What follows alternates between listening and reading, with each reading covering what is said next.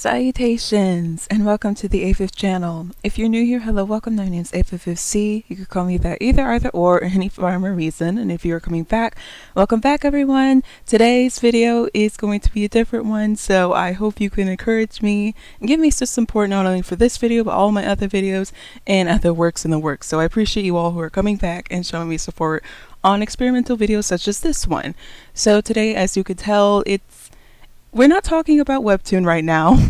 Not talking about Webtoon today. We're talking about something that I thought would be productive for not only you all, but for myself to see how I'm doing with my art process, because I want to grow as an artist first and foremost, and also maybe educate you guys on some tips and tricks that I've learned over some of the years that I've been drawing. So today we're looking at a art piece that I have going on. It's going on in the background, you can see it. And I felt inspired to draw this piece because I was such in a good mood, and I was like, you know what, fuck it, I want to draw a magical girl. So I said I'm gonna draw a magical girl, and one of my favorite magical girls to draw is somebody who has inspired my childhood and that I've watched maybe like one time. Oh, that's a story time for another time, but she's somebody who inspired me and really opened my eyes to the world of anime, and I was just entranced by her design and how good she looked and how good the cast looked and how colorful everything was, and just admired by the art style, and everything that was taking place on the screen was just baffling to me because I've never seen it done in the Western studios, because you know I live here in the States, so we don't get that sort of upscale animation process like the Japanese have produced in anime. So the world of anime was quite stark to me, and today we are going to see my process on the piece that I've created of Ichigo from Mew Mew Power, or the Japanese official name is Tokyo Mew Mew. And where do I start? As you could tell, I'm going on ahead and orchestrating a line art piece here. I already got the line art down, and I think we need to go over this with another video, but I used a line art that was density, the propensity rather was lessened, and the density was not as thick, so it was more of an airbrush line art. And once I got her line art down and I got it together, you know, put it together, I just went ahead and put on a basal of her skin color. And I just started out with a, you know, base color that would be light enough so I wouldn't have to go through with extra shading, because typically when you're painting a piece you want to start from dark to light, and then when you're coloring like a illustration or illustration like this, you go from light to dark. But another video for another day. As you can tell, I got the eyes down. They're lineless, just circle eyes of pink, and I'm also going for the hair now. Now, where was this inspiration taken from? Okay, I was looking at a webtoon called Unholy Blood, and I was inspired how she drew her lines, and it kind of prompted me to say, you know what, I want to try something different. So I went ahead and started adding shades of thick black into her hair. Typically artists, I should say maybe, I've heard some bad advice where there's like, don't use absolute black, don't do absolute black for inking, but I don't agree with that. I think it gives it a nice effect of dynamic shadowing, and it does a little good feature of also just bringing forth the color that you're going to put on top. So as you can tell, that's what I did. I went ahead and added my blacks to the shadow work of the line art, and it's on a separate layer from the line art though, so I think if I was to improve on that, I probably put on the same layer as the line art. And I'm adding the color on the hair. As you can see, the highlights, I typically go from a saturated, like a highly saturated pink here, and I just do a lighter pink wash, and then I started to do some shadow work as well on top of the black shadow work to give it more depth and more definition. So though something really odd is happening. Okay, it's picking back up again. Alright, it's moving. Okay, doing some shading at the bottom of her hair. At the top, I'm adding a overlay effect. If you don't know what that is, it's like I'm putting a red tint on it, and I'm going to go ahead and do a overlay on the layer effect. I don't use layer effects a lot, but I thought this would be a nice little touch. Okay, and now this is where the encoder really fucked me up. Okay, this is where the encoder said, "Oh, screw you, I'm not doing your thing anymore. I'm gonna just go ahead and show you a picture show." So guys, in this video portion of the video, it's gonna be a picture show. Okay, are we picking back up? Okay, there will be some parts of this video where it'll like eat, stop, and it's frozen. So yeah, like this. I'm doing the ears. You can see that. Just a painting variant, so I'm not going hardcore on this. My technique for the ears, if you want to know, I just went ahead and did a light wash again of a marker tool in SAI. And I did a light brown, and then I just went darker and darker, and then I did a overpaint on top. And we're still getting choppy. Yeah, once the encoder did this to me, I said, "Vengeance on B shall you. Vengeance shall be for you. I will not record this again." Of course, it's done, so I can't. It's lost, and I'm lazy. Sorry, guys. So, how's your week been going? Everything cool? Everything jazzy? I hope everybody has been having a good week. My week has been a little busy, so I wasn't able to do any videos or work on the comic Monarch at all. Sycophant, no. I was busy doing other things, so I just took my time, leisure time, and just did what I did to just kind of refresh and recharge. I hope you guys are having a good week as well. Whatever you're doing, whatever you're aspiring to do, make sure that you do it. And, yeah. Oh, looks like we picked back up, though. So, okay, I got the lips down. I did like an airbrush effect. I think you saw it. It's kind of an airbrush effect where I just put it over the lips and I just started erasing around to make the trimming of her lips. And now I'm doing the shadow work on her shoulders. Yeah, okay. I want to note something about this. When I was doing her skin, I wanted to go ahead and I wanted a dolly approach, like to make her look like clay. So I wanted this very supple, that's the word, supple effect for her skin. So it wouldn't have been more like defined like you see in some animes. I wanted to look more realistic, so you can tell it's kind of a mash, I guess, in textures. Something I think that's my style. I like to mash textures. Like I'll have realistic looking hair, but like cartoonish skin, if that makes sense. Like I like to mash different styles together. But I'm working on trying to make it work in like a coherent enmeshment, so it could be better on the eyes. But that's what I'm aiming for with her skin here. And with the eyes here, I'm coloring in some white. Yeah, that's another layer from the skin. I went ahead and did an overlay on her eyes, her eye whites. And it looks like, yeah. Okay, we've jumped over to her dress now. Now with her dress, I just went ahead and looks like I did a, no, it looks like I got rid of it. Alright, what am I doing here?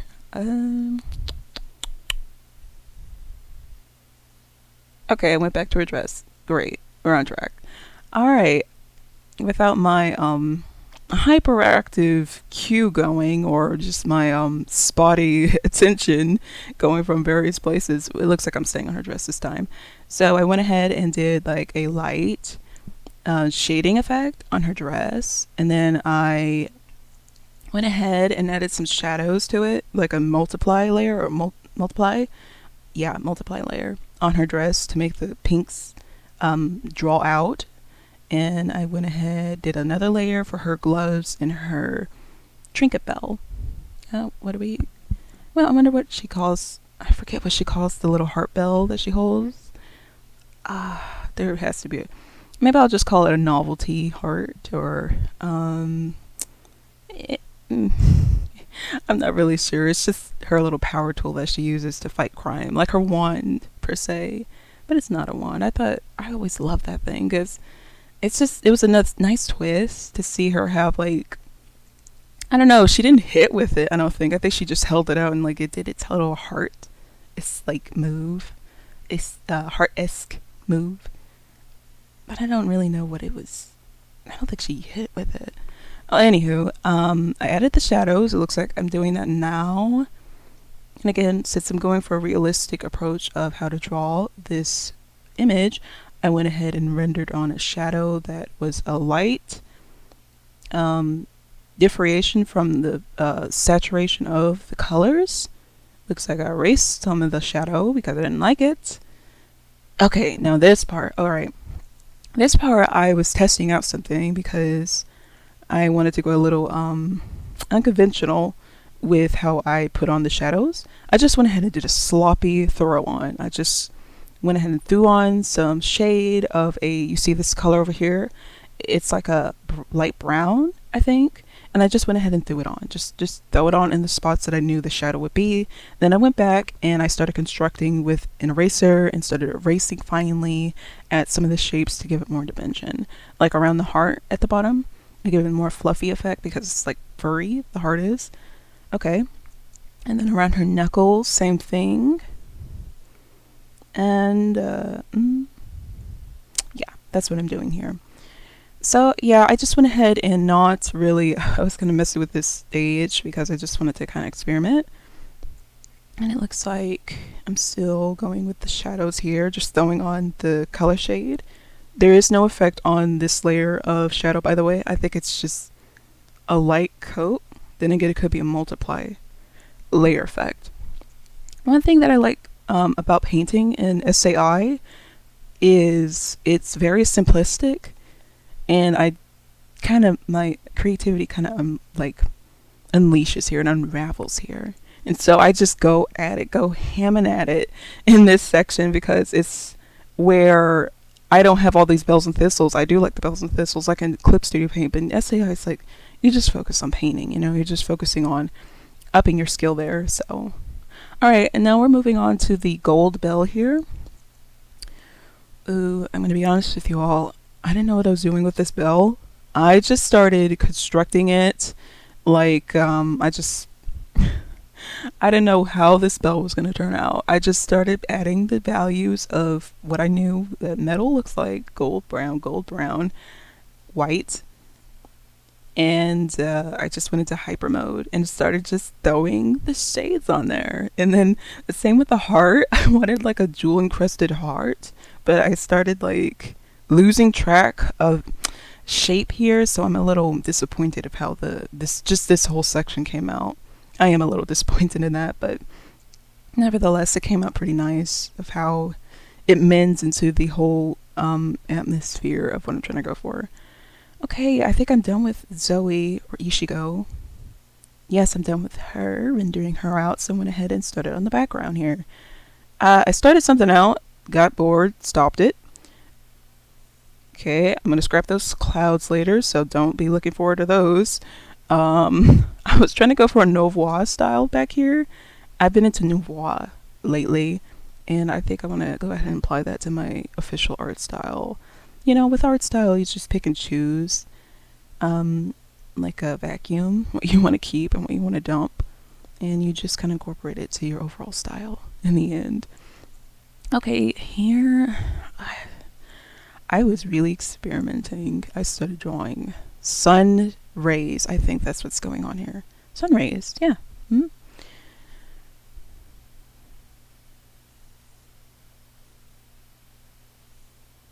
Okay, and it looks like now I am erasing the sun rays to go behind her because they're supposed to like be sun rays, but then again along with the clouds, these go scrapped. Gone, bye. We're doing trees now. Trees are the easiest background I could think of. I'm adding an ambience effect because I wanted an aesthetic, actually, of having a 90s anime approach. That's why I chose the colors primarily for the background. I wanted a 90s anime kind of vibe to it. Okay, I think I'm wrapping up here. Yeah, I'm doing her eyes. That's the last thing I almost forgot to do. And I think that will be it for... No, what am I doing with the eyes? Okay, There was something I wanted to do signature wise with the eyes, but I just went ahead and just did my normal eyes that I usually do. Just a little iris color at the base at the bottom with a yellow tint as it is in her dress. And I did a simple dot glaze in the eyes. Okay, and then I started fixing up her lips. I believe that's the last thing I do on this piece. Add a little sprinkle there. Okay. Make it look like she's immersed in the world. Yeah, and that's it. Okay, this is all that I had done for this entire piece that I've constructed, and I am fairly confident in how I did this piece because it is absolutely different from everything else that I've done. And I'm always open to doing new art styles, new designs, because I don't like to be a one-trick pony. I like to take my chances and do different things, different styles, different approaches, so I could go ahead and expand on how to get better, faster, and easier for me to make faces that I like to do. So overall, I think I'm pretty proud of this piece, again, of Ichigo from Tokyo Mew Mew. If you haven't watched Tokyo Mew Mew, maybe you should, but it's like a little blast from the past. It's just kind of fun. I recommend it because it's about friendship and love and whatever else have you. You can't go wrong with it. And I encourage you all to always look for new options of painting, styling, and just being experimental. Go ahead and just go out on a limb, and if you fall in the river, at least the river will carry you somewhere, because it's just quite an experience for me. And again, if I didn't do this, then I wouldn't have learned these new techniques, such as, I think when looking back at this picture, the technique of the shadow work, I think I'm most proud of.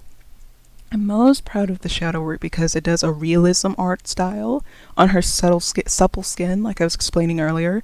It makes her look doll-like and fleshy. So those were the approaches I was going for. And her hair, of course. Her hair I am most confident in because hair is the easiest part for me, I think. But like, this was a new experience because I was taking a technique that I didn't know would work so well, yet it came out just subpar for me. So that was something enlightening to see come to form. And as well, the metal part, right? In the middle, the center of the piece. In the center of the piece, the metal part with the bell and the heart. I'm not really so proud of that, but hey, I think it came out pretty nice. I would say it's on the average bar. It's not at the subpar bar as the hair is, but it's stationed in the same vicinity, so I can't be mad. Is there anything else that I could detract from this? The background, I need to work on my backgrounds, of course. I would say myself, I don't mind doing backgrounds. Actually, I might just make a video where I'm just drawing a background, just background practices, because I'm really into like animated or anime 3D backgrounds. Well, not 3D, but like imitating 3D backgrounds, realistic backgrounds. So I think I might do that one day and go ahead and go through the scopes of just refining that skill. But overall, I think the piece has come together nicely, and yeah, again, there's nothing much I can detract from this, nothing much I can hate from this, other than I just think I should be faster, and I need to work on my meshing skill, or my material work. That's what you call the metal piece in the middle of her heart there. Yeah, that's a material style, a texture style. I need to work on my textures. But other than that, I think that would be all for this video. Again, everyone, if you had a good week, if you didn't have a good week, I encourage you to make it a good week and continue to make it a good week because you deserve it. And perhaps I will see you in the next video. Maybe it'll be a voiceover again. I'm not sure how I like this style.